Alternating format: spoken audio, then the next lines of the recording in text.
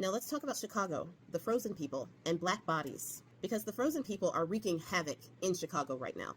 With all the footage that is coming out, the raids, the arrests, the images of them using chemical warfare against people just to get out of traffic, the stories that are coming out about them raiding homeless shelters that have locations that are supposed to be hidden to protect the people in the homeless shelters, stories about them targeting elementary schools and apartment buildings at 1 o'clock in the morning, parading out people, including U.S. citizens, detaining them for hours and separating them from their children. But with all of these stories coming out, these stories that are true stories, there is misinformation being spread with these stories. One in particular that I am seeing is the one about the apartment building. Now, it is true, they raided that apartment building at 1 o'clock in the morning. They went in there 300 strong and tore up the building and people's belongings. They detained multiple people, including U.S. citizens, and arrested 37 people. 2 of which they suspect of being gang members. Now, according to Homeland Security, they were after the Venezuelan gang, Tren de Agua. But their haphazard way of doing it put American citizens at risk and in the crossfire. However, the American citizens that were detained, albeit detained for hours, were then released. They weren't arrested or disappeared. Now, the 37 people that they did arrest, out of those 37 people, even Homeland Security says that only 2 of them were suspected of being a part of the gang. The rest of the 35, there is no reporting on that. It's just the fact that they weren't citizens and thus they be taken. Now, the children who were paraded out and put in zip ties, those kids are assumed to be the kids of those 37 people who were arrested. There is no reporting that I'm seeing about what has become of those people and those children. So if you want to be outraged by that, yes, be outraged. But people are using this story to stir up the black community. Now, since the election, the black community has been collectively resting. We looked at the election results and collectively said, bet, you handle this. We're resting. Now, since that time, Bone Spurs and the Bone Spurs administration have been trying their best to get a rise out of the black community, while at the same time passing executive orders that make it so it is easier to profile us, easier to brutalize us, and easier for cops to get away with doing said things. They have tried reintroducing segregation. They tried with destroying the Black Lives Matter street and bulldozing the murals of the people who we had lost. That didn't work. They didn't get a rise out of us with that. They floated giving Derek Chauvin a pardon. That didn't do it.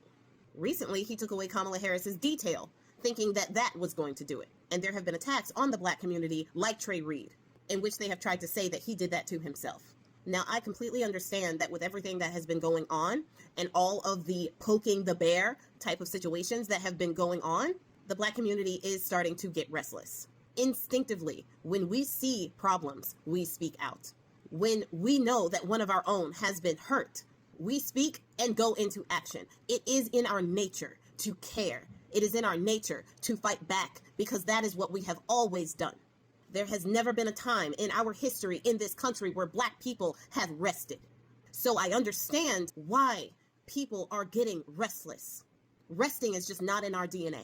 We have to work, fight, sweat, bleed for everything that we have in this country. So I understand that resting is not a part of our equation. I get it. But we aren't resting for no reason. We are resting because the Bone Spurs administration wants us to protest, to take to the streets. They want us and our black bodies lining the streets because in everything that they have done, they still don't have that secret sauce yet to fully declare martial law. In all the protests that have been going on, the No Kings protests, the protests against the frozen people, the protests that have been breaking out against Tesla and for Kimmel and for all of these things, they still don't have that specific thing they are looking for to go all out. The thing that they are looking for is us in the streets en masse. And they are using misinformation to try to rile us up. And it is working for some of these influencers out here who are seeing these images of a 2-year-old little black boy being arrested. And they are sharing this over and over again to stoke outrage in the black community. Because our first instinct when we see a 2-year-old little black boy in trouble is to go and save that 2-year-old. It is in our nature to put ourselves in danger for one of our own. It is in our nature. We have always been this way.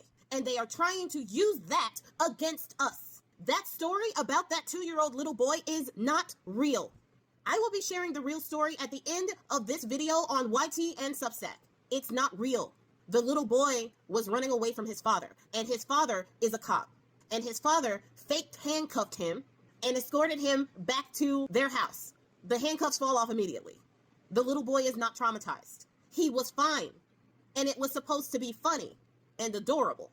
It was never supposed to be used as a reason for black bodies to get out in the street. And people keep sharing this and things like it in order to stoke the black community into doing something that will unalive many of us.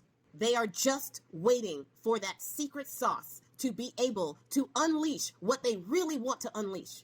All these talks about unleashing the military, and then you got Bone Spurs talking to the generals about using democratic cities, which are mostly people of color and very diverse, using those cities as training grounds. Do you not think that if black people get in the streets en masse, that they will not start that process? They have already laid everything in place. The only thing they are waiting on is us. So I need everybody to calm the fuck down. Take a breath. Calm down.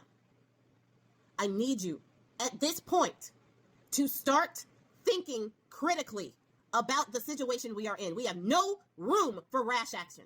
We have no room for action based on outrage. Our actions at this point need to be calculated and efficient.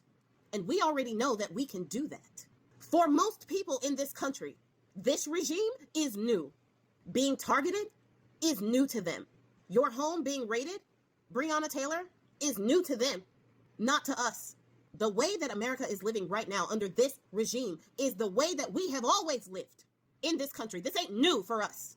But what is new is us strategically holding ourselves back and waiting for the right moment to act. We know hardship, and we have lost so many. But even with that, we have more power now than we ever have. And we need to use it strategically.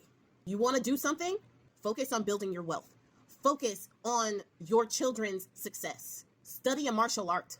Get self-defense classes so that you can protect yourself if you need to. And I'm not even kidding when I say this. Get some therapy. Talk to someone about what you are feeling so that you can let go of the rage that we are feeling, seeing our brothers and sisters going through what they are in these cities.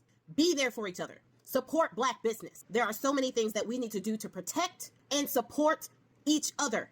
We need to focus on that. Because for the influencers who are trying to shame black people and say that they don't have the stones to go out and do something, do what? Do what exactly? Go out and unalive in the street? Is that your blaze of glory? No, that is not how we need to fight this battle. We are smarter than that. Always have been. We have been outsmarting these mofos for centuries. Do not take the bait. On the run, after going through his dad's pockets and stealing some coins. And even after his dad put him on house arrest, he managed to escape the house and make a run for it outside.